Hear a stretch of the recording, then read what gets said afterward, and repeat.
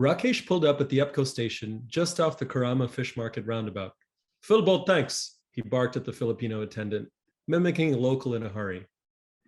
It has two tanks, the main tank and the sub-tank, he said to his companion, holding eye contact until satisfied the visitor was sufficiently impressed. The Land Cruiser suited him. It easily accommodated his rotund frame. The thick tints on the windows gave him an aura of importance. Both tanks content, he blasted Abdulkader and took a couple of inner roads to arrive at Udupi, a South Indian staple a stone's throw from the flat where he had grown up. He kept honking until someone came over, a waiter old enough to be his grandfather. Rakesh switched to Hindi for the order, but did not renounce that bark, convinced it led to better results. These guys, I tell you, you have to stay on top of them or they do chalu kam, he muttered, tugging his shirt off his belly and opening and closing the sunroof. The food better be piping hot, he said. He had started to think about the walk into the office and the insults his Egyptian colleagues, Marwan and Hadi, would no doubt have lined up for him, insults for which he had no retort, for they were always in Arabic, which he could read but not speak. Though it had been barely 5 minutes, he pressed down on the horn. They ate noisily and fast. The idlis were fluffy and the sambar spice just right. The onion uthapams decadently keyed and salted. Damn good stuff, he declared, while motioning to the waiter to bring them 2 filter coffees. Much better than what you'll find in your India. Cleaner also. When the modest check arrived, he dismissed his companion's attempts to pay. You're in my city, he said, and whipped out a large note. When studying in Pune the previous winter, Rakesh had met his companion's sister, Priya. Since then, Rakesh would send her Danish butter cookies, chocolates, and letters of longing. He'd tell her about his hometown and how much he wanted to show her around. But the letters to Priya never mentioned the tightening he felt in his gut Saturdays when he'd trim his goatee, put on his shirt that his mom had ironed for him, and squeeze into his Corolla. The Land Cruiser was his brother's, and his to drive only when his brother was out of town. The letters didn't express the humiliation he felt when his manager threw a new set of tasks at him while stepping out for a lunchtime shisha with Marwan and Hadi, who worked half as much and made twice what he did, yet spared no chance to make him look bad. Oh, if he happened to find them wandering down a street in India someday, all their khanzirs and yakhawals would be moot there, and their giggling, that mustery full body shake giggle that left him in a quivering rage, would finally stop. Avi was 2 missed calls late. He wiped himself up, thoughts of Jude in her tight uniform again, and hurried downstairs. His father reached over and popped the door open for him. They took the tunnel, humming an old Hindi tune on the way. They passed on an easy spot, opting to parallel park in an impossibly tight nook. The Gold Souk was one of Avi's favorite places. The freshly roasted peanuts served in newspaper cones were a favorite, but it was also a place to see his father in his element.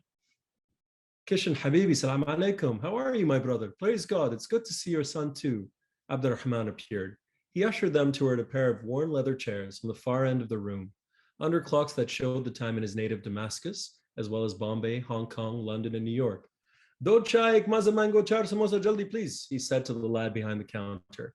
The cacophony of the masking tape, the sound it made as gold was wrapped in tracing paper and placed in cartons bound for Zurich, Dhaka, and Casablanca, made Avi wince, but the man didn't even seem to register it.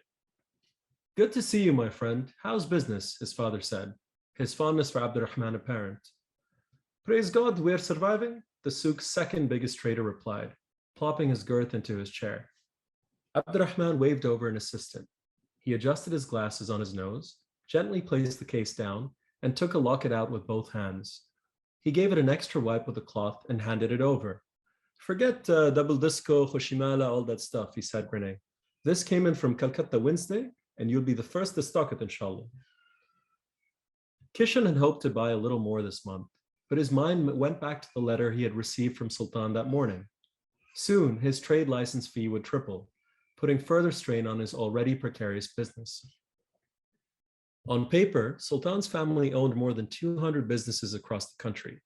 The actual owners of those businesses, mostly entrepreneurs from India, Iran, and Pakistan, paid the family a fee to operate under their names and comply with laws that required all businesses to be citizen-owned.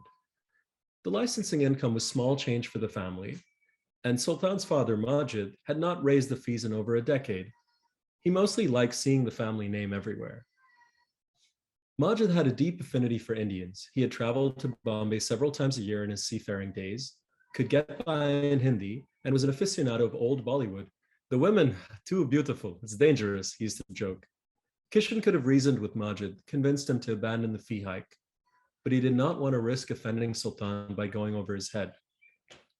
He felt Abdurrahman waiting for a response.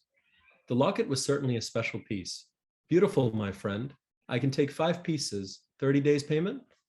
Brother, you pay me when it's good for you, inshallah, Abdurrahman replied, a dialogue as overworked as Avi's DVD of Basic Instinct. He gestured to get the packing started and offered Kishan and his son a second cup of tea. Cutting, Avi specified, just half a cup. Friday night, Avi was in line, alone. He had grown up less than 5 minutes from this lounge, in the heart of Jumeirah, but that didn't rate.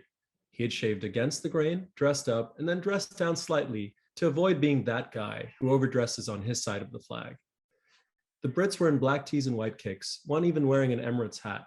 He knew he couldn't get away with that, nor did he have the cash to commit to a table. He played it cool, spoke very little, pretended to be occupied on his phone. He knew that the manager, straight out of Sheffield, would have sized hopefuls up long before they reached the rope. He caught some of the exchanges. Sorry, mate, not tonight. Lads, reckon you might do table service. He had his ID ready when he was still 5 back. He was jealous of the guys who could joke with the bouncers and the girls who were guaranteed entry if they submitted to a nice long lech. And he was mad Bassam had already gone in with the girls.